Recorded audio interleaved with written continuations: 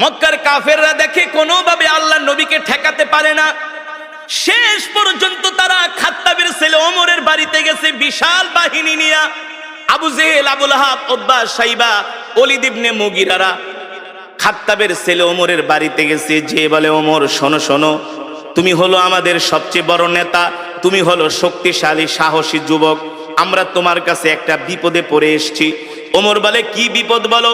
বলে, এই মুহাম্মদ আমাদের বিরুদ্ধে অপপ্রচার করে, এই মুহাম্মদ বানায়া বানায়া কবিতা বলে সেটাকে কোরআন বলে চালায় দেয়। ওমর বলো, আমরা তো মুহাম্মদের এই কর্মকাণ্ড মেনে নিতে পারি না। বলেন নাউজুবিল্লাহ। ওমর ছিলেন বুদ্ধিমান, জ্ঞানী।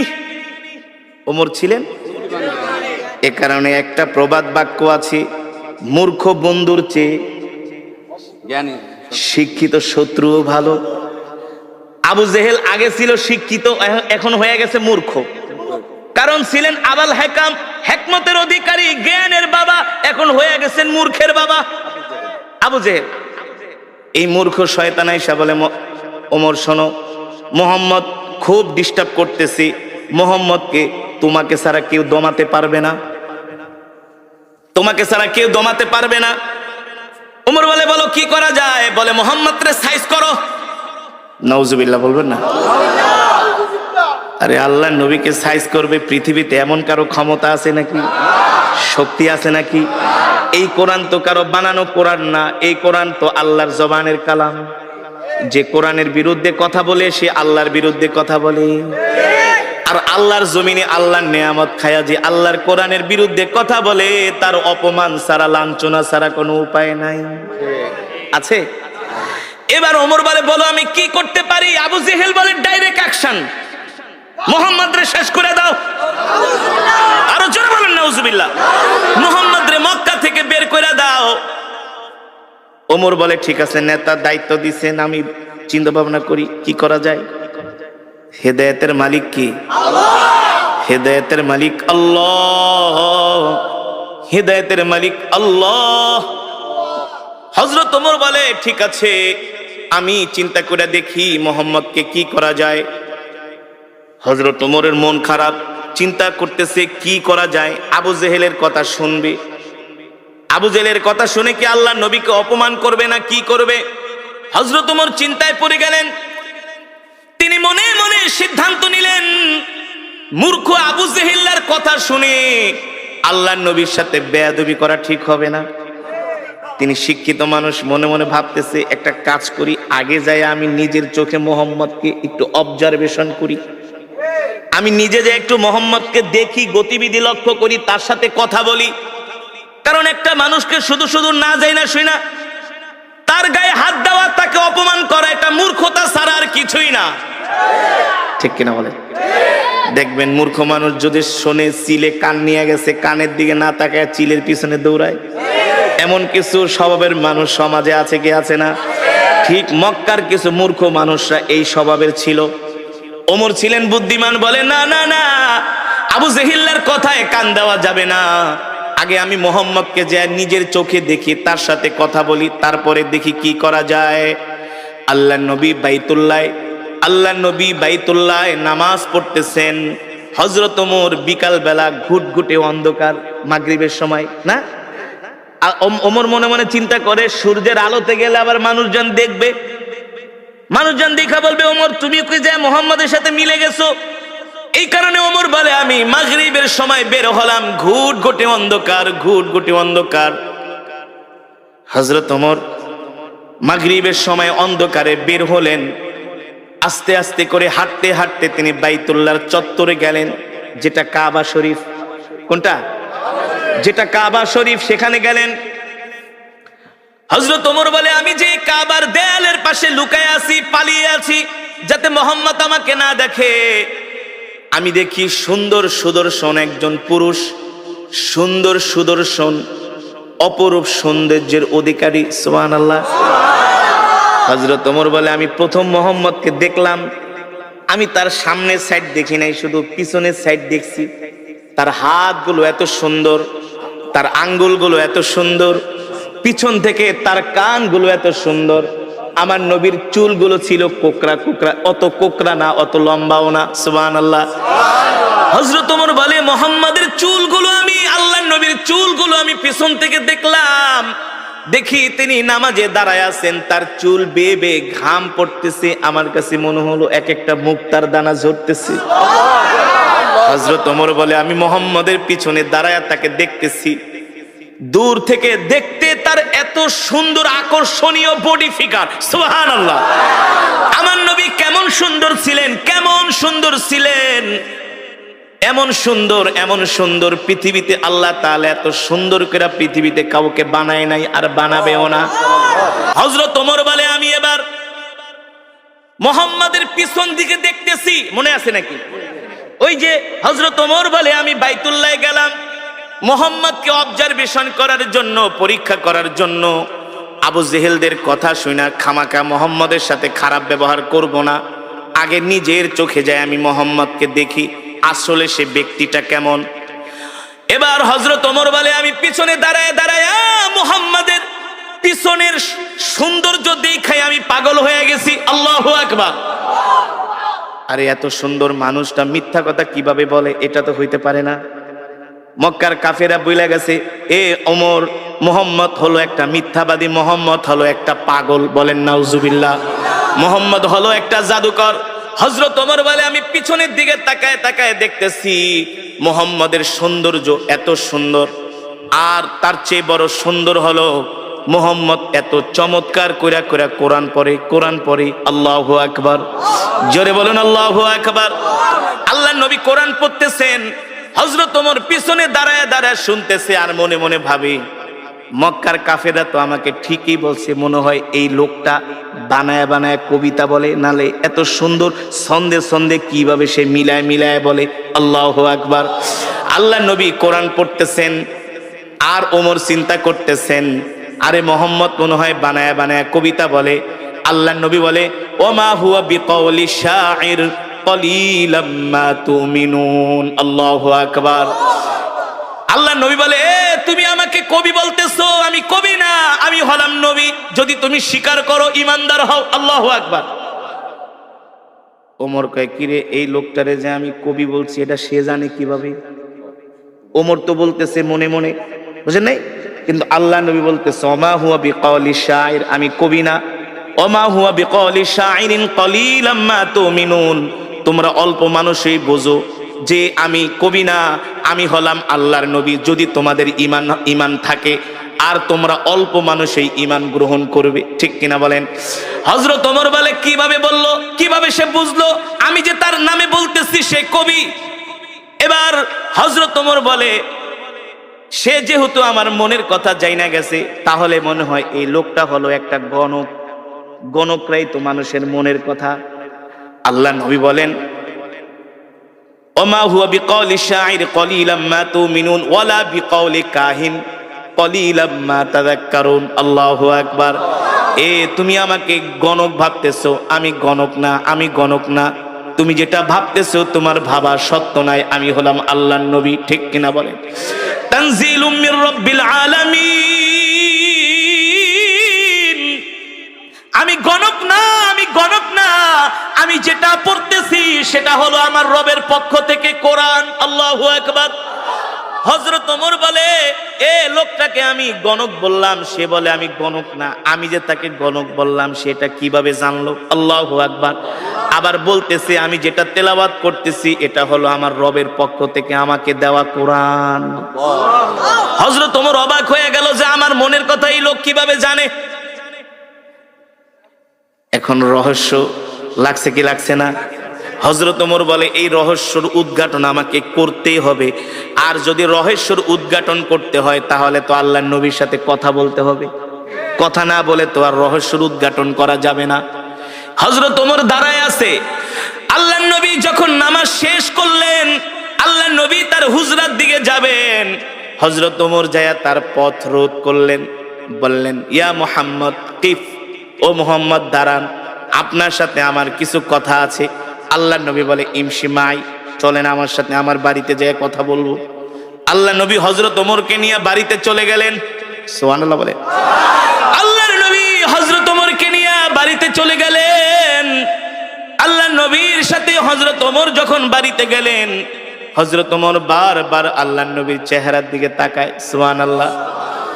আর সে নিজে নিজে মাপতেছি, ভাবতেছি, চিন্তা করতেছি, আল্লাহর নবীকে বোঝার চেষ্টা করতেছে।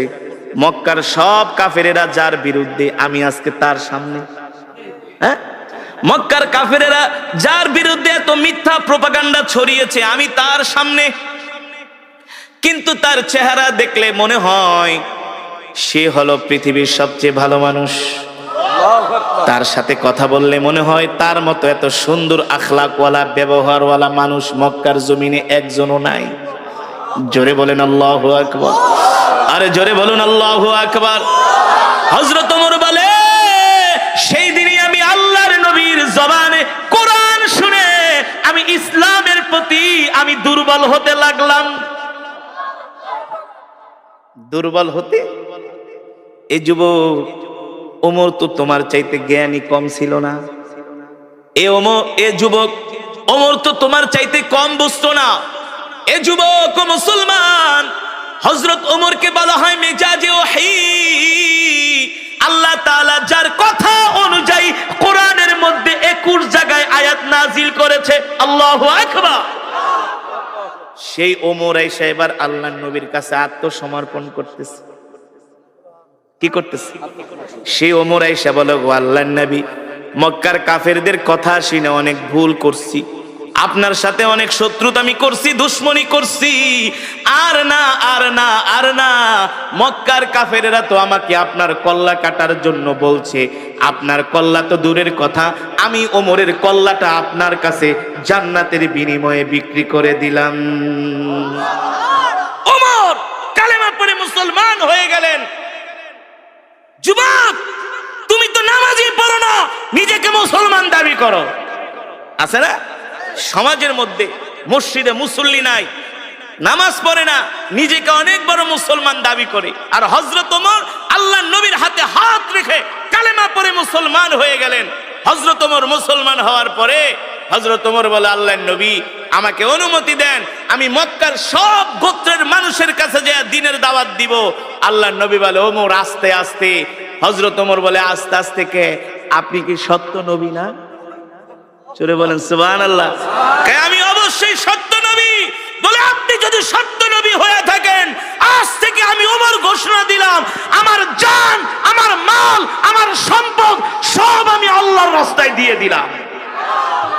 আমি আপনার হয়ে গেলাম, আমি আপনার হয়ে গেলাম। ওগো নবী, আমি আপনার হয়ে গেলাম, আমার সব কিছু আল্লাহর রাস্তায় দিয়ে দিলাম। আপনি আমাকে অনুমতি দেন, আমি মক্কার সব কাফেরদের কাছে যায় দ্বীনের দাওয়াত দিব। হযরত ওমরের ঈমান চলে আসছে, পাওয়ার হয়ে গেছে, ঈমানের পাওয়ার। এখন আর আল্লাহ ছাড়া কাউকে ভয়। মুসলমানদের দ্বিতীয় খলিফা নাম কি? ওমর রাদিয়াল্লাহু। জোরে বলুন, নাম কি? ওমর কে? সারা পৃথিবীতে এখন যত রাষ্ট্রপ্রধান আছে, এই সব রাষ্ট্রপ্রধানদেরকে ওমর পকেটে নিয়ে ঘুরতে পারে। সারা পৃথিবীর রাষ্ট্রপ্রধানদের মাথায় যে ঘিলু আছে, এই ঘিলু ওমরের বাম আঙ্গুলের ভিতরে ছিল।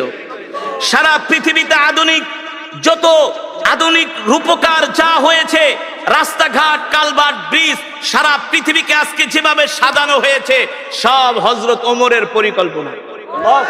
জানেন, এই যে নাইট গাটের যে প্রচলন, খাল খনন করার যে প্রচলন, তারপরে আপনার সেনাবাহিনী গঠন করার যে প্রচলন, দেশের সীমান্ত পাহারা দেওয়ার যে বিএসএফ, বিডিআর, যে সীমান্তের অতন্দ্র প্রহরী, এই সব কিছু গঠন করেছিলেন হযরতে ওমর। সব করেছিলেন মোল্লারা। কারা কারা কারা কারা? মোল্লারা। হ্যাঁ, হযরত ওমর কে? তিনি খাত্তাবের ছেলে ওমর। তোমার মতো আমার মতো এই ছোটখাটো নেতা না। ওমরকে দেখলে ইবলিস শয়তান পর্যন্ত ভয় পাইতো। এই ওমর কে? যাকে বলা হয় মেজাজে ওহী, যাকে বলা হয় মেজাজে ওহী, এই ওমর কে? আল্লাহু আকবার। এখনো কালেমা পড়ে মুসলমান হয় নাই। ওমর ছিল আল্লাহর নবীর সবচেয়ে বড় দুশমন।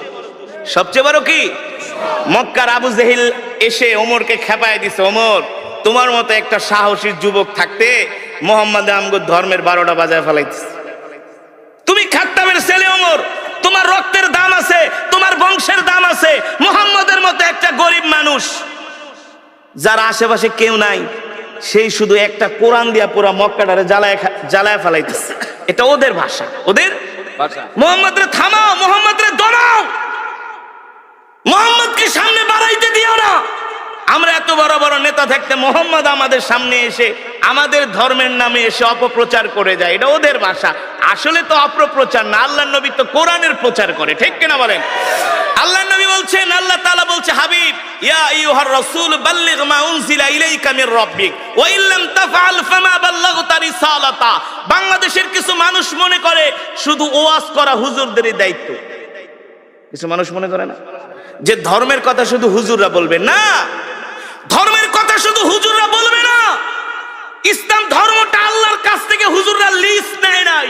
এই ধর্মের কথা বলা, কোরআনের কথা বলা, রাসূলের হাদিসের কথা বলা প্রত্যেকটা ঈমানওয়ালা মুসলমানের দায়িত্ব, দায়িত্ব, কর্তব্য, ঠিক কিনা বলেন? আপনি একটা কলেজের, আপনি একটা স্কুলের প্রিন্সিপাল, আপনার দায়িত্ব হলো আপনি আপনার ছাত্রদেরকে কোরআনের কথা বলবেন, তাদেরকে দ্বীনের কথা বলবেন। আপনি একটা কলেজের অধ্যাপক, আপনি একটা কলেজের ভিসি, আপনি একটা ভার্সিটির ভিসি, আপনার দায়িত্ব হলো আপনি আপনার ছাত্রদেরকে দ্বীনের কথাগুলো বলবেন। আপনি দেশের প্রধানমন্ত্রী, আপনি রাষ্ট্রপতি, আপনি এমপি, আপনি মন্ত্রী, আপনি চেয়ারম্যান, আপনি মেম্বার, আপনি সমাজের অনেক বড় নেতা, আপনারও দায়িত্ব হলো কোরআনের কথা বলা, ঠিক কিনা বলেন? ঠিক না? এখন তো কিছু সাধারণ মানুষ মনে করে শুধু হুজুররাই বলবে, সব হুজুরদেরই কাজ। না, প্রত্যেকটা মুসলমানকে আল্লাহ তাআলা দুনিয়ার জমিনে কেন পাঠিয়েছেন? আল্লাহ তাআলা প্রত্যেকটা মুসলমানকে দুনিয়ার জমিনে পাঠিয়েছেন তার দ্বীনের দাওয়াত দেওয়ার জন্য, ঠিক কিনা বলেন? আল্লাহর নবী আল্লাহ তাআলা তার উপর কোরআন নাজিল করলেন আর বললেন, ইয়া আইয়ুহার রাসূল বাল্লিগ মা উনজিলা ইলাইকা মির রাব্বিক ওয়া ইল্লাম তাফআল ফামা বাল্লাগতা রিসালাতা ওয়াল্লাহু ইয়াসিমুকা মিনান নাস ইন্নাল্লাহা লা ইয়াহদিল কওমাল ফাসিকিন। আল্লাহ রাব্বুল আলামিন বলেন, নবী আমি আল্লাহ আপনার উপর যেই কোরআন নাজিল করেছি, এই কোরআন নিয়ে শুধু আপনি ঘরে বসে থাকবেন না। এই কোরআন শুধু আপনাকে একা তেলাওয়াত করার জন্য নাজিল করা হয় নাই। এই কোরআন শুধু বাবা মারা যাবে 40 দিন পরে 10 জন ইমাম দাওয়াত দিয়া গরু কেটে 40টা খাওয়াবে আর খতম পড়াবে, এই কারণে আল্লাহ কোরআন দেয় নাই। বছরে 1 মাস শুধু রমজান মাসে খতমে তারাবি পড়বেন আর হুজুরদেরকে দাওয়াত দিয়ে 1 খতম কোরআন পড়াইবেন। আল্লাহ শুধু এই কারণে কোরআন দেয় নাই। এই কোরআন এত সস্তা কোরআন না, এই কোরআন এত সস্তা জিনিস না। পৃথিবীর ইহুদি খ্রিস্টানরা সব কিতাবের মধ্যে তারা 2 নাম্বারই করেছে, হাত দিয়েছে, কিন্তু আল্লাহর কোরআনে এখনো হাত দিতে পারে নাই। কথা বলেন না কেন?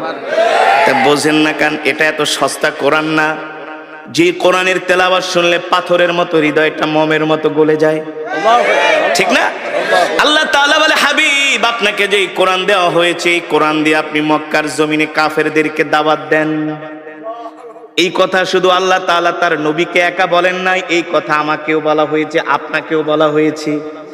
এই মাহফিলে যত যুবক আছেন সবার উপরে এই কোরআনের দাওয়াত দেওয়ার দায়িত্ব একা শুধু আমার উপরে না, শুধু আলেমদের উপরে না, প্রত্যেকটা কলেজ, ইউনিভার্সিটি, স্কুল থেকে শুরু করে যত সরকারি কর্মকর্তা আছে, বেসরকারি কর্মকর্তা আছে, সবার দায়িত্ব হলো আল্লাহর কোরআনের কথা বলা, আল্লাহর কোরআনের দাওয়াত দেওয়া, ঠিক কিনা বলেন? আল্লাহ তাআলা তার হাবিবকে ডাক দিয়ে বলে, হাবিব আপনি কোরআনের কথা বলে যান। আল্লাহর নবী আল্লাহর নির্দেশ পায়া ঘরে বসে থাকেন নাই, কোরআনের দাওয়াত দেওয়ার জন্য ঘর থেকে বের হয়ে গেছি। আল্লাহর নবী আবু জেহেলকে ডাক দিয়া বলে, চাচা আমি আল্লাহর নবী, আল্লাহ আমাকে হেদায়েত দিয়ে মক্কার জমিনে পাঠাইছে। ও আবু জেহেল চাচা আপনি কালেমা পড়ে মুসলমান হয়ে যান। আবু জেহেল বলে, মোহাম্মদ তুমি নিজে বানায় বানায় কবিতা বলো আর কোরআন বইলা চালায় দাও, তোমার মতো মিথ্যাবাদীকে আমি নবী মানতে পারবো না। বলেন নাউজুবিল্লাহ। আমার নবী না ছিলেন চিকন, না ছিলেন মোটা, স্লিম, স্মার্ট, সুদর্শন। এখন তো যুবকরা জিম করে, বডি বিল্ড আপ করে। কি করে? জিম করে। জিম, নামাজ নাই, রোজা নাই, হাফ প্যান্ট পরে শুধু জিম করে সারাদিন, বডি বিল্ড আপ করে। যুবক তোমার নবী কে জানো? পৃথিবীর করছে। আল্লাহু আকবার। শুধু সুন্দর নয়, পৃথিবীর যত মেধা, যত জ্ঞান, যত ইলম, উতিতুল ইলম, যত জ্ঞান আছে সব জ্ঞান দিয়া আল্লাহ আমার নবীকে দুনিয়াতে পাঠিয়েছেন। আল্লাহু আকবার। রাষ্ট্র পরিচালনা করার যোগ্যতা কি? রাষ্ট্র পরিচালনা করার যোগ্যতা, ময়দানে যুদ্ধ করার দক্ষতা আমার নবীর যেমন ছিল, পৃথিবীর এমন কোন যোদ্ধা, এমন কোন রাষ্ট্রপ্রধান আজ পর্যন্ত আসে নাই, আসবেও না। সব দিকে আমার নবী ছিলেন 100-তে 100। জোরে বলেন সুবহানাল্লাহ। এই কারণেই আম্মা জান আয়েশা বলেছেন, মিশরের রমণীরা, মিশরের প্রেসিডেন্টের স্ত্রী, আজিজ মিস্ত্রির স্ত্রী জুলাইখা রানিং প্রেসিডেন্ট মিশরে। কোথায়? পয়গম্বর ইউসুফ আলাইহিস সালামের চেহারা দেখা পয়গম্বরের জন্য পাগল হয়ে গেছে, পাগল হয়ে গেছে। আমি যখন মিশরে পড়াশোনা করতাম, আমি মাঝে মাঝে কায়রোতে যেতাম, কায়রোর বাজারে। তো মাঝে মাঝে কায়রোতে যাওয়ার পরে এত সুন্দর মিশরের পুরুষগুলো, সব এক সাইজ। কয় সাইজ? দেখতে যেমন একেবারে এক সাইজ, এমন সুন্দর, এমন সুদর্শন, যেটা ভাষায় প্রকাশ করার মতো না। তো পুরুষের সৌন্দর্য যদি এমন হয়, তো রমণীরা কেমন হইতে পারে? এবার চিন্তা করেন তো, জুলাইখা কেমন সুন্দর। সে পয়গম্বর ইউসুফের চেহারা দেখে পাগল হয়ে গেছে। জুলাইখার বান্ধবীরা চিঠি লেখছে, এ জুলাইখা, কার জন্য পাগল হলি? তুই একটা প্রেসিডেন্টের স্ত্রী হইয়া সাধারণ একটা গোলামের জন্য পাগল হয়ে গেছস। জুলাইখা বান্ধবীদেরকে পত্র লেখছে, এই দূর থেকে সমালোচনা করিস না, সামনে আইসা একটা নজর দেখা যা, ক্র্যাশ খেয়ে যাবি, ক্র্যাশ, পাগল হয়ে যাবি, নজর ফিরাইতে পারবি না। সুবহানাল্লাহ। জোরে বলুন সুবহানাল্লাহ। জুলাইখা ছিলেন চালাক, বুদ্ধিমতী। তার বান্ধবীদেরকে ডাকছে, আয়, দূরে থেকে তো আমারে গালাগালি করো, সামনে এসে দেখা যা, এক ঝলক দেখা যা, এক নজর দেখা যা। জুলাইখার বান্ধবীরা আসছে, সবার হাতে আপেল দিয়েছে। কি দিয়েছে? আপেল আর ছুরি দিছে। যেই গোলামে লেগা পাগল হইছি, একটু পরে এই গোলাম এদিক দিয়ে যাবে, এক নজর দেখবি, বেশি না। কয় নজর? এক নজরের বেশি দেখা যাবে না, নিষেধ। বারবার তাকানো যাবে না। জুলাইখার বান্ধবীরা গেলে পাগল হয়ে গেছে। কি এমন পুরুষ যেটা একেবারে এক নজর দেখা লাগবে? কি এমন সৌন্দর্য? জুলাইখার বান্ধবীরা তো আর বোঝে নাই, যখন পয়গম্বর ইউসুফ আলাইহিস সালাম সামনে দিয়ে হেঁটে যাচ্ছে, জুলাইখার বান্ধবীরা খুশ গল্প করে আর আপেল খায় কেটে কেটে। পয়গম্বর ইউসুফ যাচ্ছেন, এক বান্ধবী আর এক বান্ধবীকে, বন্ধু দেখ, তাকায় দেখ, এটা কি মানুষ নাকি ফেরেশতা? সুবহানাল্লাহ। এটা মানুষ যাচ্ছে নাকি ফেরেশতা? মানুষের চেহারা তো এত সুন্দর না। আল্লাহু আকবার। জুলাইখার বান্ধবীরা আপেল খাইবে তো দূরের কথা, পয়গম্বর ইউসুফ আলাইহিস সালামের চেহারার দিকে তাকায়, আপেল কাটতে কাটতে একেবারে আঙ্গুল কেটে ফেলায় রক্ত বের করে ফেলাইছে। কিন্তু তার নজর চেহারার থেকে নজর ফিরাতে পারে না। জুলাইখা ছিলেন বুদ্ধিমতী, সেও কিছু তাকাই আছে এক নয়নে। জুলাইখা ডাক দিয়ে, কিরে, আপেল খাবি না ওই গোলামডারে দেখবি? জুলাইখা সব বান্ধবীরা হাতের দিকে তাকায় দেখে আঙ্গুল কেটে ফেলাইছে, রক্ত পড়তেছে। জুলাইখাকে, ব্যাপার কি? পিছনে থেকে না গালাগালি করছিলি, পিছনের থেকে না ভৎসনা করছিলি, এখন তারে দেখার পরে চোখ ফিরাইতে পারস না, আঙ্গুল কেটে ফেলাইছস, কারণ কি? জুলাইখার বান্ধবীরা, বান্ধবী রে, মাপ চাই, ভুল করছি, সরি। এই গোলাম যে এত সুন্দর জীবনেও কোনোদিন ভাবতে পারি নাই, মনে হয় এটা মানুষ না, আসমান থেকে ফেরেশতা আইসা পড়ছে। আল্লাহু আকবার। জোরে বলেন আল্লাহু আকবার। আম্মা জান আয়েশা সিদ্দিকা রাদিয়াল্লাহু তাআলা আনহা বলেন, মিশরের রমণীরা পয়গম্বর ইউসুফের চেহারা দেখে আঙ্গুল কাটতে কাটতে, আপেল কাটতে কাটতে তারা আঙ্গুল কেটে ফেলেছে, তারা রক্তাক্ত হয়ে গেছে। আমার স্বামী মুহাম্মদ সাল্লাল্লাহু আলাইহি সাল্লামের চেহারা যদি তারা দেখতো, আঙ্গুল কাটতো না, আপেল কাটতো না, কলিজা কেটে ফেলতো, কলিজা। তারপরে আল্লাহর নবীর চেহারা থেকে নজর ফিরাতে পারতো না। আল্লাহু আকবার। এমন সুন্দর চেহারা আল্লাহ আমার নবীকে দান করছে। আমার নবী যেটা করছেন সেটাই ফ্যাশন। সেটাই কি ফ্যাশন। আমার নবী যে স্টাইলে চুল কেটেছেন সুন্নত তরিকা, বাংলাদেশের আর্মিরা সেভাবে চুল কাটে। কারা? আর্মিরা চুল কাটে। আমি মিশরে গিয়ে থাইল্যান্ডে গিয়েছিলাম একটা প্রোগ্রামে। থাইল্যান্ডের রাজধানী ইয়ালা থেকে 800 কিলোমিটার দূরে, যেখানে 75% মুসলমান। প্রতি মহরম মাসে সেখানে একটা প্রোগ্রাম হয়। সারা পৃথিবী থেকে তারা আন্তর্জাতিক যারা কারি সাহেব আছে তাদেরকে দাওয়াত দিয়ে দিয়ে তারা মহরম মাস 10 তারিখ আছে না, তারা প্রোগ্রাম করে। সেই থাইল্যান্ডের মুসলমানরা প্রত্যেকটা থাই মুসলিম ছেলেদের চুল দেখি ছোট ছোট। আর যখন ব্যাংককে আসি এক একটার চুলে দেখি ডেঙ্গুরের বাসা, বল্লার বাসা, পাখির বাসা, হ্যাঁ হনুমানের মতো দেখা যায়। তো আমি থাইল্যান্ডের মুসলিম যুবকদেরকে জিজ্ঞেস করলাম, তোমরা এইভাবে চুল কাটো কেন? সবাই দেখি এক সাইজ চুল। বলে এটা হলো নবী মুহাম্মদ সাল্লাল্লাহু আলাইহি সাল্লামের সুন্নাহ। জোরে বলেন সুবহানাল্লাহ। এখনকার যুবকরা তো স্টাইল করে। কি করে?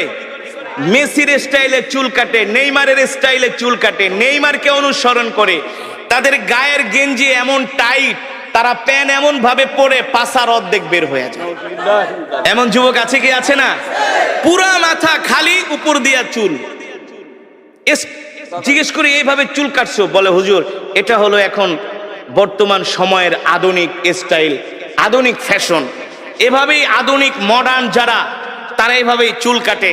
যুবক তুমি জানো না পৃথিবীর সবচেয়ে আধুনিক ছিলেন তোমার আমার নবী, বিশ্ব নবী জনাবে মুহাম্মদুর রাসূলুল্লাহ সাল্লাল্লাহু আলাইহি ওয়াসাল্লাম। ঠিক কিনা বলেন? তিনি 1450 বছর আগে যেই ফর্মুলা দিয়ে গেছেন, বর্তমান আধুনিক বিজ্ঞান সেটা মানতে বাধ্য। সেটা কি? মানতে বাধ্য। তোমার আমার নবীকে জানো, তোমার আমার নবীকে জানো। পৃথিবীর যত যোগ্যতা, সব যোগ্যতা আল্লাহ তাআলা আমার নবীকে দান করেছিলেন। আমার নবী প্রতি সোমবার আর বৃহস্পতিবার রোজা রাখতেন। আপনি এখন ডাক্তারের কাছে যান, আপনাকে তারা বলবে যদি সুস্থ থাকতে চান তাহলে ফাস্টিং করেন। ফাস্টিং যাকে বলে কিটো ডায়েট, মানে আপনি বেশি বেশি না খায়া থাকবেন। কি করবেন? না খেয়ে থাকবেন। ডাক্তারের কাছে যান, ডাক্তার বলবে এই বেশি পেট ভরে খায়েন না, তাইলে রোগ হবে। 3 ভাগ খান, 1 ভাগ খালি রাখেন। 3 ভাগ খান, 1 ভাগ খালি রাখেন। আপনি দেখবেন যদি প্রচুর পরিমাণে খাওয়া দাওয়া করেন, আপনার কাছে একটা অস্বস্তি লাগবে। না পারেন হাঁটতে, না পারবেন বইতে, না পারবেন ঘুমাইতে। আর 3 ভাগ খান, 1 ভাগ খালি রাখেন, দেখবেন শরীরটা কত সুস্থ লাগে। ঠিক কিনা বলেন? যেটাকে বলা হয় ফাস্টিং। এর উদ্ভাবন কে করেছে? এই ডায়েট কন্ট্রোল কে শিখিয়েছে? আমার নবী, আপনার নবী জনাবে মুহাম্মদুর রাসূলুল্লাহ সাল্লাল্লাহু আলাইহি ওয়াসাল্লাম। ঠিক কিনা বলেন? জাপানের ডাক্তাররা বলে বেশি বেশি ফাস্টিং করো, বেশি বেশি না খায়া থাকো, বেশি বেশি রোজা রাখো, রোজা রাখলে তুমি সুস্থ থাকবা। এই ফর্মুলা তো কে শিখিয়েছেন? আল্লাহর নবী শিখিয়েছেন। বর্তমানে এখন দাঁতের ডাক্তারদের কাছে গেলে প্রচুর টাকা দিতে হয়। ঠিক কিনা বলেন? প্রচুর টাকা দিতে হয়। আমি থাইল্যান্ডে গিয়েছি, ব্যাংককে একটা ডক্টরের কাছে। তিনি আমার দাঁতগুলো চেক করলেন। থাইল্যান্ডের রাজধানী ব্যাংকক, একেবারে ব্যাংককের পাশেই সুকুম্বিত একটা জায়গা আছে সেখানে। আর থাইল্যান্ড হলো পৃথিবীর সবচেয়ে চিকিৎসার দিক থেকে বর্তমানে 5 নম্বরে আছে পুরা পৃথিবীতে, অল পৃথিবীতে, স্বাস্থ্যের দিক থেকে, চিকিৎসার দিক থেকে। তো আমাকে এক ভক্ত বলে, হুজুর থাইল্যান্ডে আইছেন, আমাদের দেশের শিল্পপতিরা তো আসে থাইল্যান্ডে ডাক্তার দেখাইতে, তা আপনি যেহেতু আইছেন একটু ডাক্তার দেখাইবেন নাকি? আমি বলি ভাই এত টাকা পয়সা তো আমার নাই। টাকা চিন্তা করেন কে, সব আমি দিব, আপনি শুধু ডাক্তার দেখান। আমি যে মসজিদের জুমা পড়ে গাজীপুর শ্রীপুরে একটা মসজিদ, আমার মসজিদের যিনি সভাপতি হাজার হাজার কোটি টাকার মালিক, তো সে শুনছে আমি থাইল্যান্ডে গেছি। হুজুর আপনি যতদিন থাকেন থাইল্যান্ডে আমার হোটেল আছে, আপনার জন্য হোটেল ভাড়া, খাওয়া দাওয়া সব ফ্রি। ফোন দিয়ে হুজুর কোনো চিকিৎসা করবেন কিনা, তাহলে করে আসেন, সব পেমেন্ট আমি করে দেবো। তো চিন্তা করলাম আমার দাঁতে একটু সমস্যা, দাঁতটা থাইল্যান্ডে দেখা যায়, থাইল্যান্ডের দাঁতের চিকিৎসা খুব ভালো। তো আমি একটা ডেন্টালিস্টের কাছে গেলাম। তা আমি তো আর থাই ভাষা বুঝি না, ইংলিশ বলতে পারি, ওরা ইংলিশটাও ততটা বোঝে না। কিন্তু প্রত্যেকটা ভালো ভালো হসপিটালে এক এক দেশের ভাষা ট্রান্সলেট করার জন্য এক এক দেশের লোক থাকে। যেমন আমাদের অনেক বাঙালি থাইল্যান্ডের হসপিটালে আছে, আমি যেটা বাংলায় বলবো সে সেটা ডক্টরকে থাই ভাষায় অথবা ইংলিশ ভাষায় তাকে বুঝিয়ে দিবে। তো তিনি আমার দাঁত দেখা চেক করলেন, এক্স রে করলেন। এক্স রে করার পরে ডাক্তার বলতেছে, তোমার ওই বাঙালিকে ডাক দিয়া কয়ে, এটা কেঠার তোদের দেশের? উনি বলতেছেন উনি হচ্ছে রিলিজিয়ান পার্সন, অর্থাৎ আমাদের ধর্মগুরু। মানে আমরা বলি না হুজুর, ইংলিশে বলে যে রিলিজিয়ান পার্সন, ধর্মগুরু, ধর্ম চর্চা করে, ওনাকে যেভাবে হোক বুঝাচ্ছে। পরে বলতেছে যে ওর দাঁত তো কোনো সমস্যা নেই, খুব ভালো আছে। পরে ডাক্তারটা বলল কি যে আচ্ছা আমি বুঝলাম না, তোমাদের যত মুসলমান আমার কাছে আসে, যত পেশেন্ট যাদের দাড়ি আছে, টুপি আছে, এমন যাদেরকে আমি আজ পর্যন্ত দাঁত চেক করছি, 100-র মধ্যে বলে আমি 90টাই ভালো পাইছি, 90টারই ভালো পাইছি। তো সে আমাকে হাসে হাসে হুজুর একটা মজার ঘটনা ঘটছে। কি বলে, ডাক্তার আপনার দাঁতটা চেক আপ করে বলতেছে আপনার দাঁত খুব ভালো আছে। বলে আপনাদের মতো মানুষদের নাকি দাঁত যত চেক করে, থাইল্যান্ড মুসলিম হোক, থাইল্যান্ডের হুজুর যারা আছে সবার, বলে সবার দাঁত ভালো, কারণটা কি? পরে আমি বলি ভাই, এর রহস্য হলো আমি প্রতিদিন 5 ওয়াক্ত নামাজে 5 বার, কয়বার 5 বার মেসওয়াক করি। যখন থেকে রসুলের হাদিস পড়েছি, যখন থেকে বুঝ হয়েছে, তখন থেকে এই মেসওয়াক ছেড়ে দেই নাই। রসুলের হাদিস, আপনি যদি এই মেসওয়াক করেন আপনার পেটের কোনো রোগ থাকবে না, লিভারের কোনো রোগ থাকবে না, স্টোমাকে আপনার কোনো রোগ থাকবে না। মেসওয়াক করার কারণে আপনার লিভার, আপনার পিত্ত, আপনার পেটের মধ্যে আরো যত মেশিন আছে, পার্টস আছে, এই মেসওয়াক করার কারণে আল্লাহ তাআলা আপনার পেটটাকে ভালো রাখবেন, সুস্থ রাখবেন। মোট কথা আপনার পেটের কোনো রোগ হবে না। এটা হলো দুনিয়ার উপকার। আখিরাতের উপকার কি? যে মেসওয়াক করবে আল্লাহ তাআলা ইন্তেকালের সাথে সাথে তাকে বিনা হিসাবে জান্নাত দিয়ে দিবে। এই মেসওয়াক করার 70টার উপরে উপকার আছে। মেসওয়াকের 70টার উপরে উপকারিতা, 70টা এই মেসওয়াক আল্লাহর নবী কয়, আমি যেভাবে মেসওয়াক করি, আমার সাহাবীরা যেভাবে মেসওয়াক করতেছে না, আল্লাহ তাআলা মেসওয়াক করা আমার উম্মতের উপর ফরজ করে দেয়। বুঝতে পেরেছেন? এই কথাগুলো কেন বললাম? এই কথাগুলো বলার কারণ হলো আজকে আমরা পৃথিবীর জমিনে অনেক হীনমন্যতায় ভুগি, হতাশায় ভুগি যে আমরা মুসলমানরা শেষ হয়ে গেছি। আল্লাহর নবী বলে, না না না, ও উম্মত, তোমরা আমাকে অনুকরণ করো। আমি নবী হলাম তোমাদের জন্য আদর্শ, তোমরা আমাদের আদর্শে আদর্শবান হও। তোমরা আমার সুন্নতগুলো মানো, তোমরা আমার সুন্নতগুলো চর্চা করো। তোমাদের ঘরের মধ্যে, সমাজের মধ্যে আমার সুন্নতগুলো তোমরা জিন্দা করে দাও। দেখবা তোমাদের ঘরগুলো জান্নাতের টুকরায় পরিণত হয়ে গেছে। ঠিক কিনা বলেন? পায় না। আজকে তো আমরা গরু খাওয়া মুসলমানে পরিণত হয়ে গেছি। আমরা নিজেকে মুসলমান দাবি করি, অথচ আল্লাহর কোরআন আমরা পড়তে জানি না। আমরা নিজেকে মুসলমান দাবি করি, কোরআন বিশুদ্ধভাবে তেলাওয়াত করতে জানি না। অথচ তলাবুল ইলমি ফরিদাতুন আলা কুল্লি মুসলিম, প্রত্যেকটা মুসলমানের উপরে কোরআন শিক্ষা করা হলো ফরজ। এই কোরআনের তেলাওয়াত শুনে ওমর কালেমা পড়ে মুসলমান হয়ে গেছে। বলে, আমি যেই দিন আল্লাহর নবীর জবানে বাইতুল্লাহ কোরআন শুনেছি, সেই দিন থেকে আমি ইসলামের প্রতি দুর্বল হয়ে গেছি। ইসলাম আমার হৃদয় জয় করেছে এই কোরআনের তেলাওয়াত শুনে। সেই কোরআনই তো আমি আপনাদের সামনে তেলাওয়াত করলাম। দুঃখের বিষয়, আমাদের সমাজের মেজরিটি পার্সেন্ট মানুষ কোরআন পড়তে জানে না। 60-70 বছর হয়ে গেছে, 10টা সূরা মুখস্থ করতে পারে না। ঠিক কিনা বলুন? বিশুদ্ধভাবে পড়তে পারে না। অথচ আমরা নিজেকে অনেক বড় ইমানদার দাবি করি, অনেক বড় ইমানওয়ালা দাবি করি। নামাজ ভঙ্গের কারণ 19টি। কয়টি? তার মধ্যে একটা অন্যতম কারণ হলো নামাজে অশুদ্ধ পড়া। নামাজে অশুদ্ধ পড়া। আমরা আমাদের সন্তানরা কোরআন শিখছে কিনা সেই দিকে খবর নেই না। ইংরেজি শিক্ষক রাখি সন্তানের জন্য মাসে 5,000 টাকা বেতন দিয়া। কথা বলেন। ইংরেজি শিক্ষক রাখি 5,000 টাকা বেতন দিয়া, গণিতের শিক্ষক রাখি 6,000 টাকা বেতন দিয়া, ছেলেকে বাংলায় অনার্স করাই, ইংলিশে অনার্স করাই, মাস্টার্স করাই, ডক্টরেট করাই, পিএইচডি করাই। আর কোরআন শিখানোর জন্য মসজিদের মুয়াজ্জিনকে জায়গা, হুজুর আমার ছেলেরে পড়াইবেন? কয় পড়ামু। বেতন কত? কয় বেশি না, 500 দিতে পারেন। কত?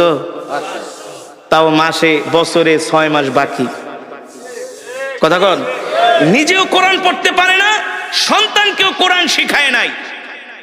অথচ রাসূলের সাহাবীরা কেমন ছিলেন জানেন? তারা আল্লাহর নবীর কাছে আয়েশা কোরআন নিয়ে বসে থাকতেন। কোরআন এখনো সেই ধারাবাহিকতা চালু আছে। মসজিদে নববীর প্রতিটা পিলারে পিলারে কিন্তু কোরআনের মক্তব। পুরো মসজিদে নববীতে 1200-এর উপরে মক্তব আছে। মক্তব এখন তো বাংলাদেশে মক্তব বন্ধই হয়ে গেছে। আগে ছোটবেলায় দেখতাম ফজরের পরে ইমাম সাহেব ঘোষণা করতো, এই মক্তবের ছাত্র ছাত্রীরা তাড়াতাড়ি করে মক্তবে আসো। ঠিক না? ইমাম সাহেবের কাছে যে আগে আমরা কায়দা পড়তাম, সিপারা পড়তাম, কোরআন শরীফ পড়তাম। বাড়িতে আসার সময় 10 মিনিট জোরে জোরে সূরা মুখস্থ করে সালাম শিখাইতো, যে বাড়িতে যায় আগে মা বাবাকে সালাম দিবা। আজকে আমরা আমাদের সন্তানদেরকে কোরআন শিখাই না, দিন শিখাই না, নিজেও শিখি না, সন্তানদেরকেও শিখাই না। এই কারণে আমাদের সন্তানগুলো দিন দিন নষ্ট হয়ে যাচ্ছে। হচ্ছে না? 6-7 এর ছেলেরা এখন ওপেনলি রাস্তায় দাঁড়ায় সিগারেট খায়। 8 এর ছেলেরা সিগারেট খায়। ইন্টারের ছেলেদের পকেটে এখন সিগারেটের প্যাকেট থাকে, গাঞ্জার প্যাকেট থাকে। ঠিক কিনা বলেন? বানিয়ে বলছি। 6-7 এর পোলাপান সিগারেট খায়। এই সিগারেট খাও কাকে? আপনার বাপের টাকা দিয়ে খায়? আপনার বাবার টাকা দিয়ে খায়? আপনি বলার কে? আমার বাবার টাকা দিয়ে আমি সিগারেট খাই। আস্তাগফিরুল্লাহ। আমার সন্তানগুলো এমন বেয়াদব কিভাবে হলো? কারণ কি? আমরা তাদেরকে ধর্মীয় শিক্ষা দিচ্ছি না, দ্বীনি শিক্ষা দিচ্ছি না। আগে তো দরকার ছিল সন্তানদেরকে দ্বীনি শিক্ষা দেওয়া। কথা বলেন? রাগ করতেছেন? আজকে স্কুল কলেজে কি হচ্ছে? ধর্মীয় শিক্ষা তো নাই, ধর্মীয় শিক্ষা নাই। আমি বানিয়ে বলছি। এই যে কোরআন আমি পড়লাম, আমাদের সন্তানরা 10টা সূরা মুখস্থ পড়তে পারে না। উচিত তো ছিল আমাদের সন্তানদেরকে আগে কোরআন শিখানো, দিন শিখানো। অবশ্যই অবশ্যই আমার সন্তান কলেজে পড়বে, ইউনিভার্সিটিতে পড়বে, আমার সন্তান ডাক্তার হবে, ইঞ্জিনিয়ার হবে, বড় ব্যবসায়ী হবে, বড় নেতা হবে। এটা আমার গর্ব, এটা আমার গর্ব। কিন্তু কোরআন না শিখলে তো আমার সন্তান সব শিক্ষা পরে আমার সন্তান বিপদগামী হয়ে যাবে, দিন হারা হয়ে যাবে, ইসলাম হারা হয়ে যাবে। এ কারণেই তো ওই দিনকে দেখলাম টেলিভিশনের মধ্যে অনেক অভিভাবক কান্না করে বলতেছে, আমরা স্কুল কলেজের এই কারিকুলাম শিক্ষা ব্যবস্থা চাই না। বলে কেন? বলে এই শিক্ষা ব্যবস্থার মধ্যে শিখার মতো কিছুই নাই। ঠিক বানায় বলছি? বলুন আমি বানিয়ে বলছি? এই কথাগুলো কেন বললাম? আমাদের সন্তানদেরকে যদি ধর্মীয় শিক্ষা দেওয়া না হয়, এই কোরআন যদি না শেখানো হয়, আর 1, 2, 3 যুগ পরে দেখবেন যে জেনারেশন গুলো আসবে, আপনি মসজিদ বানাইবেন কিন্তু মুসল্লি পাইবেন না।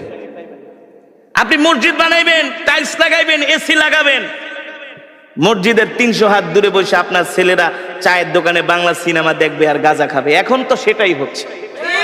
কথা বলেন? সেটা হচ্ছে। মসজিদ পাকা হচ্ছে, মসজিদ সুন্দর হচ্ছে, কিন্তু মুসল্লি নাই। আছে? আমি চাঁদপুর এক মাহফিলে গেছি, মতলব, চাঁদপুর মতলব, মায়া চৌধুরীর এলাকা। মায়া চৌধুরীর এলাকা 50 ডেক খিচুড়ি রান্না করছে। আমি ইমাম সাহেবের কই, মাশাআল্লাহ আপনার এলাকা তো সব ধর্মবীর মুসলমান। কয় হুজুর বোঝেন না, 50 ডেক খিচুড়ি আনছি কি এমনি নাকি? আমি কই মাশাআল্লাহ। মানুষ 20-30 হাজার। কয় হুজুর বেশি না, 40 বছর ধরে ওয়াজ করাই, সব ওয়াজ শুনতে আয়া পড়ে। আমি বলি লোকজন? কয় সব আমগো এলাকার আশেপাশে, ম্যাক্সিমাম এলাকার সমাজের 2-4 গ্রাম দূরে, আর বেশিরভাগ আমাদের এলাকারই, সব ঢাকায় ঢুকায় থাকে, সবাই আয়া পড়ছে। হ্যাঁ, তো ভালো কথা। খুব ধার্মিক, খুব ধার্মিক, খুব ওয়াজ শোনে হুজুর। আপনি 3 ঘন্টা ওয়াজ করলো একজন লোক উঠবো না, যত ওয়াজ করবেন। আর একটা হুজুর এমন কেরাত পড়বেন, মাইক মুখ ফাড়া লাইবেন, আর একটা হুজুর এমন ওয়াজ করবেন একবারে যাতে মানুষ ঘরের থেকে দূরে আয়া পড়ে। মাশাআল্লাহ। আমি কই তাইলে ইমাম সাহেব ওয়াজে তো অনেক লোক হয়, আপনি বললেন আপনার সমাজের মানুষ খুব ধার্মিক, মাশাআল্লাহ, তো মসজিদের কি অবস্থা? আপনি দেখেন না কত বড় মসজিদ, টাইলস মাইলস, গ্রামের ভিতরে এসি লাগাইছি, বুঝেন না? তো ফজরের নামাজের কি অবস্থা? কোন নামাজের? কোন নামাজের? কয় হুজুর কি বলবো, দুঃখের কথা, অনেক দুঃখের কথা। এতক্ষণ তো পুরা ফাল পারছে, খিচুড়ি খাওয়া, এই করায় সেই করায়। হুজুর কি কমু? হ্যাঁ হুজুর কি কমু, খাই 80 করে, 80 ঘর পর্যন্ত, বুঝেন নাই? খাই 80 ঘরে, মানে 80 বাড়ির থেকে বাটিতে ইমাম সাহেবকে খাবার পাঠায়, তো ভালোই খান। হ্যাঁ খুব মহব্বত করে। তো মুসল্লি হুজুর ফজরের নামাজে 8 জন মুসল্লিও হয় না। জুমার নামাজে হুজুর উজুখানেও জায়গা দেওয়া যায় না, মাঠ ঘাট সব বইরা যায়। তো জুমার নামাজে যদি জায়গা দেওয়া না যায়, ওয়াজ মাহফিলে যদি 50 ডেক খিচুড়ি রান্দে খাওয়ান, তো ফজরের নামাজে 8 জন মুসল্লিকে, কারণ কি? কারণ কি? এখন আর ইমাম সাহেব কথা বলে না। আমি বলি শোনেন, রসুলের হাদিস, মানুষ যখন ধর্ম শিক্ষা থেকে দূরে সরে যাবে, আস্তে আস্তে করে ধর্ম শিক্ষা থেকে যখন দূরে সরে যাবে, দিন থেকে যখন দূরে সরে যাবে, তখন তাদের অন্তরটা পাথরের মতো শক্ত হয়ে যায়। তখন আর তাদের কাছে ইবাদত মজা লাগে না। ওয়াজে মানুষ আসে যে হুজুরে কেমনে টান দেয়, কেমনে সুর দেয়, একটু দেখাই, হাসায় না, কাদায় না, লাফায়, বুঝলেন নাই? রং ঢং দেখতে আসে। কিন্তু মানুষ যদি এই দিন না শিখে, কোরআন না শিখে, তাহলে আস্তে আস্তে করে 1 2 3 4 যুগ পরে এই মুসলমানগুলো ঈমান হারা হয়ে যায়, ঈমান হারা হয়ে যায়। এই কারণে আমাদের সন্তানদেরকে দিন শিখাতে হবে, নিজেও কোরআন শিখতে হবে, সন্তানদেরকেও কোরআন শিখাতে হবে। হযরত ওমর এই কোরআনের পাগল হইয়াই তিনি কালেমা পড়ে মুসলমান হয়ে গেছে, এই কোরআনের পাগল হইয়া, কোরআন শুনা। এই কারণে আমি আপনাদের হাতে ধরি, পায়ে পড়ি। আজকে আমাদের স্কুল কলেজের সন্তানগুলো নষ্ট হয়ে যাচ্ছে, কারণ ধর্মীয় শিক্ষা তাদের মাঝে নাই। আগে আমাদেরকে ধর্মীয় শিক্ষা তাদেরকে দিতে হবে, ঠিক কিনা বলেন? 1 2 বছর 3 বছর আগে তাদেরকে কোরআন শিখাতে হবে, দিন শিখাতে হবে, আদব কায়দা শিখাতে হবে, ভদ্রতা শিখাতে হবে, সভ্যতা শিখাতে হবে। এগুলো ধর্ম শিক্ষা ছাড়া বিকল্প কোনো পথ। এ কারণে আপনারা রাগ করবেন না, আমাদের সন্তানদেরকে অবশ্যই আমরা স্কুল কলেজে পড়াবো, কিন্তু আগে আমরা ধর্মীয় শিক্ষাটা দিব, ঠিক কিনা বলেন? রসুলের শিক্ষা দিব, ওহির শিক্ষা দিব। তাহলে আমার সন্তান ডাক্তার ইঞ্জিনিয়ার হলেও কখনো আমার সন্তান বিপদগামী হবে না, বিপদগামী হবে না। অনেক অভিভাবক আইসা বলে হুজুর একটা তাবিজ দেন, কি হয়েছে? আমার সন্তান একেবারে গাঁজা নেশা করতে করতে অ্যাডিক্টেড হয়ে গেছে, গাঁজা নেশার প্রতি এতটা অ্যাডিক্টেড হয়েছে, নষ্ট হয়ে গেছে, হুজুর কিছু তাবিজ টাবিজ দেন, পানি পড়া দেন। আমি বলি ভাই তাবিজ কেন? আমারে বাইকটাও যদি তাবিজ বানায় খাওয়ান কোনো লাভ হবে না। আগে দরকার ছিল আপনার সন্তানকে ধর্মীয় শিক্ষা দেওয়া, কোরআন শিক্ষা দেওয়া, ঠিক কিনা বলেন? এ কারণে আমি যে কোরআনের তেলাওয়াত করলাম, কোরআন থেকে বয়ান করলাম, এর মূল মেসেজ কি? আমরা নিজেরাও কোরআন শিখবো, সন্তানদেরকেও কোরআন শিখাবো। রাজি আছেন ইনশাআল্লাহ? রাজি আছেন ইনশাআল্লাহ? আমরা কে কে নিজেরাও কোরআন শিখবো, সন্তানদের কোরআন শিখাবো? হাত উঠে আল্লাহকে দেখান। লিল্লাহে তাকবীর, লিল্লাহে তাকবীর। আল্লাহ কবুল করুন, বলি আমিন। হাত নামান দিয়ে বলতে হবে আমাদের হায়াতের মালিক কে? আমাদের রিজিকের মালিক কে? মুসলমান আমরা কার গোলাম? এক আল্লাহর গোলাম, ঠিক কিনা বলেন? মুসলমান এই আসমান কার? জমিন কার? কোরআনে আছে কি আছে না? আল্লাহ তাআলা বলছেন আলা লাহুল খালক ওয়াল আমর তাবারাকাল্লাহু রাব্বুল আলামিন। আমার নবী যখন মক্কার জমিনে এই কোরআনের দাওয়াত দিতেন, এই কোরআনের তেলাওয়াত করতেন, এই কোরআনের কথা বলতেন, আবু জেহেল, আবু লাহাব, উতবা, শাইবা, ওলীদ ইবনে মুগিরারা আল্লাহর নবীর কোরআনের তেলাওয়াতের বিরুদ্ধে তারা দাঁড়িয়েছিল। তারা কোরআনের তেলাওয়াতকে পছন্দ করত না। মক্কার মানুষ যাতে কোরআন শুনতে না পারে, তারা সব রকমের বাধার প্রাচীর হয়ে দাঁড়িয়েছিল। আল্লাহ তাআলা নবীকে ডাক দিয়া বলে, হাবিব, আপনি মক্কার কাফেরদেরকে বলে দেন, আলা লাহুল খালক ওয়াল আমর তাবারাকাল্লাহু রাব্বুল আলামিন। এ মক্কার কাফেরেরা, আমি যেই কোরআন পড়ছি, এই কোরআন আমি মুহাম্মদ বানায়া বানায়া বলি না, এই কোরআন হলো আল্লাহর জবানের কালাম। ঠিক কিনা বলেন? এই কোরআন কোনো কবির কাব্য নয়, এই কোরআন কোন পৃথিবীর মানুষের বানানো কোনো কাব্য নয়, এই কোরআন হলো আল্লাহর জবানের কালাম। মক্কার কাফেরেরা তোমরা যতই বিরোধিতা করো না কেন, আমি আল্লাহর নবী মুহাম্মদ বলছি, আলা লাহুল খালক ওয়াল আমর, আসমান যার আইন চলবে তার। ঠিক কিনা বলেন? জমিন যার বিধান তার, বিধান চলবে তার। আল্লাহর নবী বলে, এই মক্কার কাফেরেরা, তোমরা কোরআনের বিরোধিতা করে কিছুই করতে পারবে না।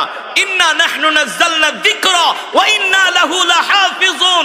আল্লাহ তাআলা বলে, হাবিব, মক্কার কাফেরদেরকে বলে দেন, কোরআন আমার, আমি আপনার উপর কোরআন নাজিল করেছি, আর এই কোরআন হেফাজত করার দায়িত্ব আমি আল্লাহ আমার নিজ হাতে গ্রহণ করেছি। আল্লাহু আকবার।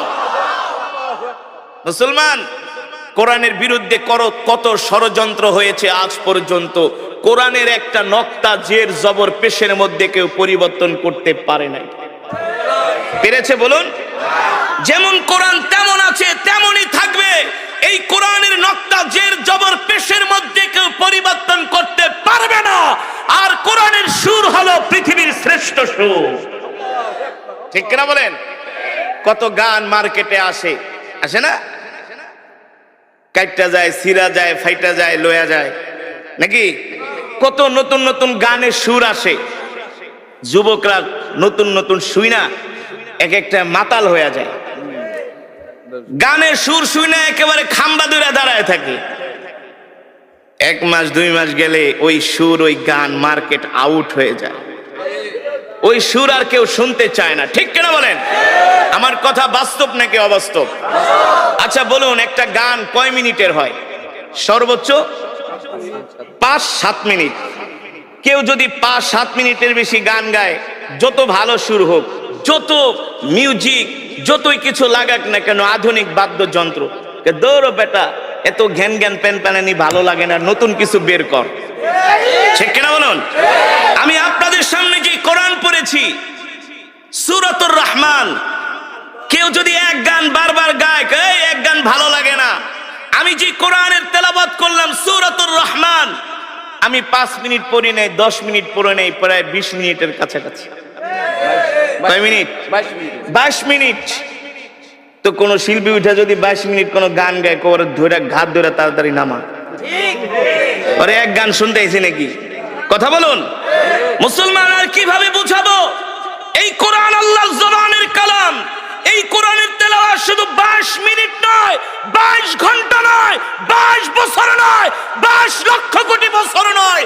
এই কোরআন যদি কিয়ামত পর্যন্ত তেলাওয়াত হতে থাকে, যতই রাত বাড়বে, যতই দিন যাবে, ততই কোরআনের তেলাওয়াতের সুর আরো বাড়তে থাকবে, মানুষের হৃদয়ে ঢুকবে। ঠিক কিনা বলেন?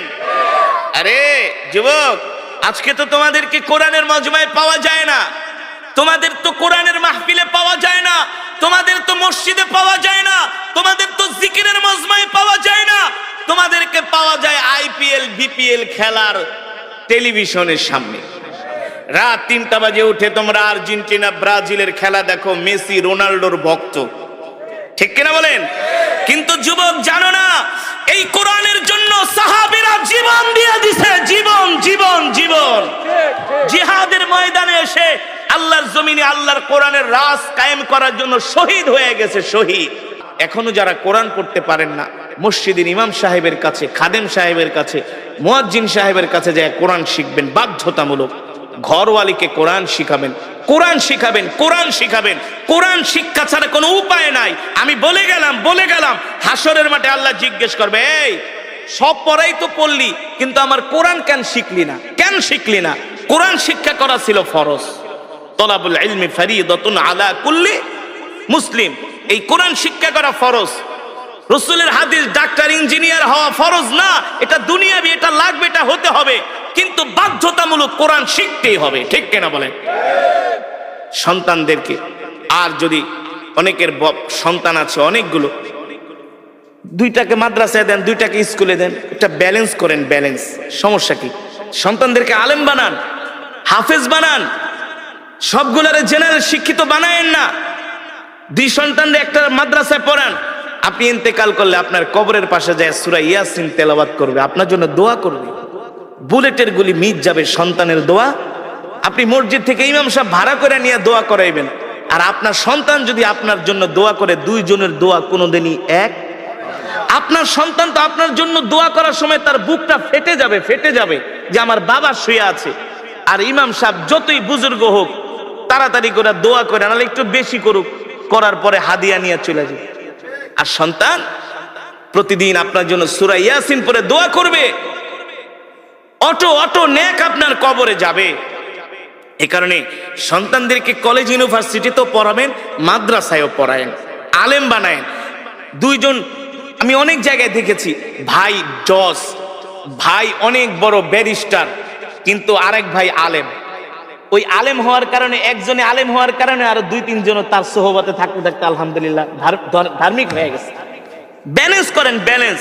সবগুলারে শুধু স্কুল কলেজে পড়ায়েন না, দু একটারে মাদ্রাসায়ও পড়ান, আল্লাহর কাছে দোয়া করেন। আলেম হওয়া এত সোজা না। এই ওহির জ্ঞান আল্লাহ সবাইকে দেয় না, সবাইকে দেয় না। কত ছাত্ররা মাদ্রাসায় ভর্তি করায় কিন্তু ঝইরা যায়, ঝইরা যায়, আছে না, ঝরে যায়। সন্তানদেরকে আলেম বানান, এটাই হলো সবচেয়ে বড় বিনিয়োগ, ইনভেস্ট। এই ইনভেস্টটা করে যান, এটাই থাকবে। মেয়ে সন্তান হলে মহিলা মাদ্রাসায় পড়ে আলেমা বানান, হাফেজা বানান, তার গর্ভ থেকে জন্ম নিবে মোহাম্মদুল্লাহ হাফেজ, তার গর্ভ থেকে জন্ম নিবে হাজী শরীয়তুল্লাহ। ঠিক কিনা বলেন? তার গর্ভ থেকে জন্ম নিবে জগৎ বিখ্যাত আলেম। এ কারণে আপনাদের হাতে ধরি, পায়ে পড়ি, 5টা ওয়াক্ত নামাজ জামাতের সাথে পড়বেন, আর কোরআন তেলাওয়াত করবেন, সকাল সন্ধ্যা কোরআন পড়বেন, সকাল সন্ধ্যা কোরআন শিখবেন, সকাল সন্ধ্যা জিকির করবেন। রাজি আছেন ইনশাআল্লাহ? রাজি আছেন ইনশাআল্লাহ? আর মিথ্যা কথা বলবেন না, মানুষকে কষ্ট দিবেন না, মানুষের হক নষ্ট করবেন না, মানুষের সাথে খারাপ আচরণ করবেন না। আমরা মানুষের সাথে সুন্দর আচরণ করব, সুন্দর ব্যবহার করব। আমরা সবচেয়ে সমাজের ভালো ভদ্র মানুষ হওয়ার চেষ্টা করব, যাতে আমার ইন্তেকালের পরে সমাজের মানুষগুলো বলে, আহ, একটা ভালো মানুষ মারা গিয়েছেন। ঠিক কিনা বলেন? আল্লাহ তাআলা আমাদের এমন আল্লাহর পেয়ারা বান্দা হওয়ার তৌফিক দান করুন, বলি আমিন। আজকে যে কোরআনুল কারীমের তেলাওয়াত আমরা শুনলাম, বয়ান শুনলাম, এই কোরআন যেন আমরা সকলেই শিখতে পারি, এই কোরআন অনুযায়ী যেন আমরা চলতে পারি, আমাদের জীবনটাকে সাজাতে পারি। আল্লাহ তাআলা আমাদের সকলকে কবুল করুন, বলি আমিন। আর সাবধান, নামাজ ছেড়ে দিবেন না। রাত 12টা 1টা পর্যন্ত ওয়াজ শুনবেন, ফজরের নামাজ যদি না পড়েন, এই ওয়াজ শুনে কোনো লাভ নাই। 50 বছর ওয়াজ আর একটা ফজরের নামাজ তার চাইতে উত্তম। বুঝতে পেরেছেন? বুঝতে পেরেছেন? ফজরের নামাজটা জামাতের সাথে আদায় করবেন ইনশাআল্লাহ।